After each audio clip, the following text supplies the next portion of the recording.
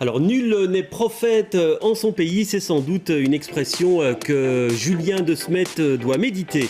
C'est un architecte, il est né à Bruxelles, ses créations sont présentes dans de nombreux pays, de nombreuses villes, mais pratiquement pas dans la capitale, une capitale où l'architecture contemporaine a bien du mal parfois à avoir droit de citer. C'est le constat posé par de nombreux architectes, c'est le débat qu'on ouvre maintenant dans M. Julien de Smet, bonsoir.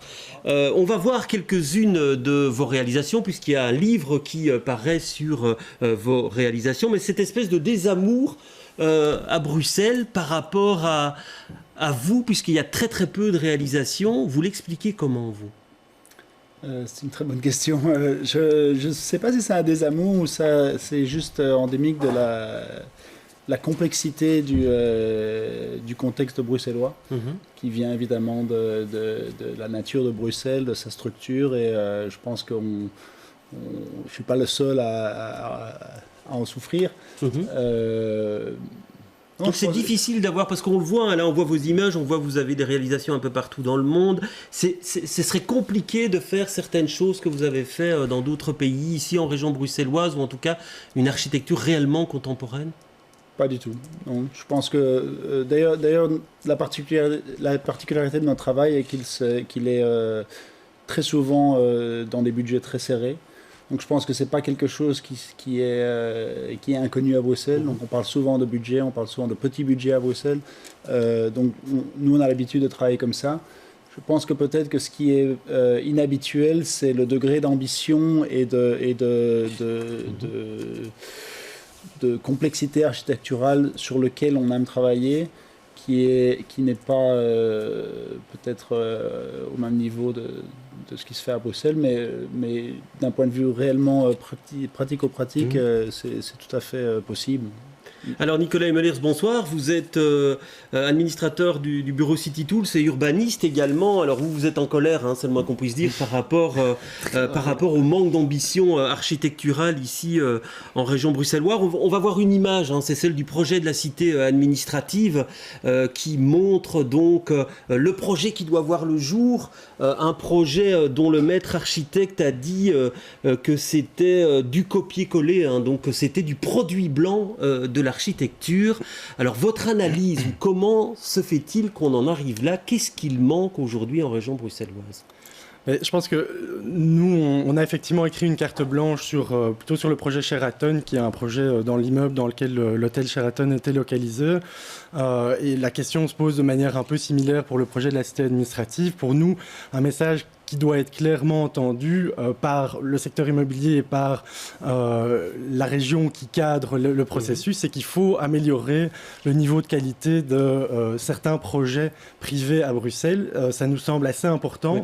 Mais ça, on a bien compris, mais comment pour vous? Et donc, je pense qu'il y a une évolution en fait, qui est assez intéressante et qu'on peut faire un parallèle avec la pratique architecturale des projets publics en fait, il y a 10 ans, où le même constat sur le manque de niveau était fait. La région a pris une série de mesures, a créé le poste de maître architecte, il y a une réorganisation de la direction urbanisme, et puis il y a des processus en fait, qui ont été mis en place, et notamment une généralisation des processus de concours d'architecture qui permettent en fait, d'avoir une confrontation de propositions de projets qui sont évaluées sur des critères architecturaux et plus uniquement sur des critères de prix. Et nous, en fait, on plaide pour que ces processus d'encadrement de qualité architecturale soient en fait appliqués peut-être dans certains cas aussi pour les projets privés. Oui. Alors Julien de Smet, par rapport à ça, vous êtes d'accord avec cette proposition? Le concours, c'est un instrument qu'il faudrait plus utiliser? Oui et non. C'est-à-dire que c'est sûr que la structure de comment acquérir un projet aujourd'hui à Bruxelles a énormément évolué et ça va dans le bon sens.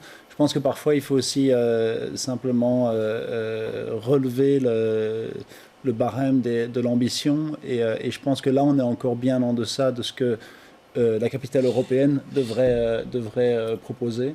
Mais c'est sûr que la présence du bourgmestre, le renouveau politique qui est plus en faveur, qui est plus critique et plus en faveur donc d'un futur architectural ambitieux, ça va dans le bon sens, mais ça reste en deçà, je pense, de ce qu'on devrait faire.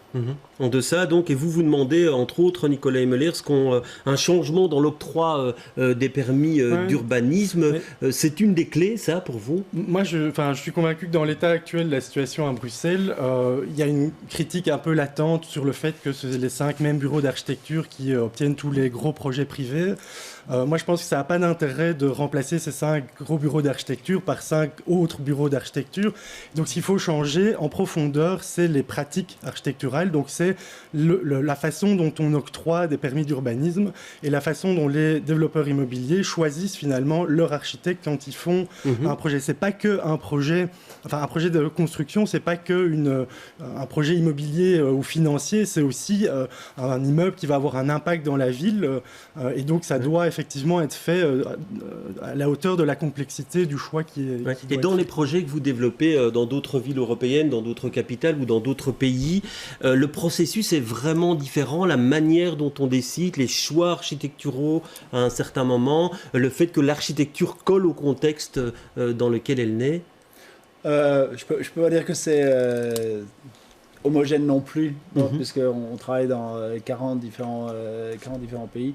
Mais je dirais quand ça marche bien, il y a souvent une cohésion entre ce que l'architecte a en tête, ce que le politique a en tête, et ce que le client, si c'est dans le cas d'un promoteur privé, voudrait mettre en place. Et donc il y a une espèce de triangle qui se forme autour d'une table où on a vraiment une discussion importante et où on met ensemble donc en place les ambitions d'un projet. Et quand ça marche bien, c'est, je dirais la plupart du temps, grâce à cette discussion. Parce que là, vous portez des projets dans certaines villes belges, Charleroi par exemple. C'est plus facile de faire de l'architecture contemporaine aujourd'hui à Charleroi? Forcément, on est dans un contexte donc d'une ville secondaire qui est très ambitieuse, qui a tout un programme de renouveau et qui a une clarté politique, en tout cas jusqu'à maintenant, qui permet ce type d'effort et une écoute aussi. Donc là, sur le projet de Charleroi, on a littéralement transformé le cahier des charges. Donc c'est aussi cette ouverture existe et a permis de faire ce qu'on fait. Et ça, à Bruxelles, c'est compliqué, Nicolas Emelers. Oui, je pense, mais moi, ce que je voudrais aussi dire, c'est que ce qui est assez important, je pense, c'est aussi le contexte culturel dans lequel on est, c'est-à-dire la façon dont l'architecture est traitée ou pas traitée, par exemple, dans les médias, on en avait parlé, effectivement. C'est très, très bien qu'on puisse faire un débat sur l'architecture. Je pense que c'est très, très insuffisant. Si on considère l'architecture comme un art, on pourrait très, très bien, dans vos émissions aussi, inviter des architectes au même titre que des cinéastes ou des comédiens ou des écrivains. Et je pense qu'on arrivera à améliorer le niveau de qualité architecturale aussi en changeant ou en modifiant le contexte culturel dans lequel la question se pose. Et je pense que c'est très très important. Donc je fais un appel à ce qu'on parle plus d'architecture dans les médias.